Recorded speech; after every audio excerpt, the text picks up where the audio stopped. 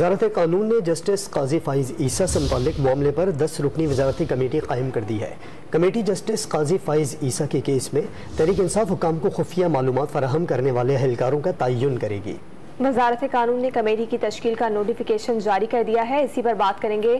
اسلام آباد سے Dawn news کے چیف رپورٹر ثناء اللہ خان ہمارے ساتھ موجود ہیں۔ ثناء اللہ، بتائیے گا وزارتی کمیٹی میں کون کون سے ممبران ہوں گے اور کمیٹی کس بات کا تعین کرے گی؟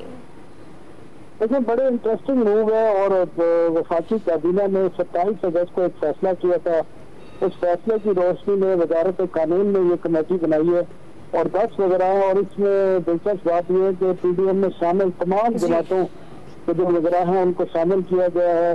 اعظم نظیر طارق جو وزیر قانون ہے اس کے سربراہ ہیں، اور وزیر خزانہ مفتا اسماعیل کو شامل کیا گیا ہے، جو وفاقی وزیر ہیں پاورٹی ایلیویشن اور سوشل سیفٹی جن کے تعلق پیپلز پارٹی سے ان کو شامل کیا گیا ہے۔ جے یو آئی سے وزیر مواصلات ہیں جو مولانا فضل الرحمان کے فرزند ہیں، این سی ایم سے جو وزیر آئی ٹی اور ٹیلی کام ہیں امین الحق صاحب ان کو شامل کیا گیا۔ اس کے علاوہ فیڈرل ایجوکیشن پروفیشنل ٹریننگ کے وزیر ہیں، ڈیفینس پروڈکشن کے وزیر ہیں، سائنس اینڈ ٹیکنالوجی کے وفاقی وزیر ہیں، نارکوٹکس کنٹرول اور امور کشمیر کے جو وزیر ہیں وہ مشیر ہیں، وہ شامل کیے گئے۔ اور یہ کمیٹی یہ دیکھے گی کہ جو ایسٹ ریکوری یونٹ اور ایس پی آر کے وہ کام جنہوں نے اپنے اختیارات کا ناجائز استعمال کرتے ہوئے جسٹس فائز عیسیٰ اور ان کے اہل خانہ کے جو خفیہ معلومات تھی وہ فراہم کی، ان کا تعین کرے گی۔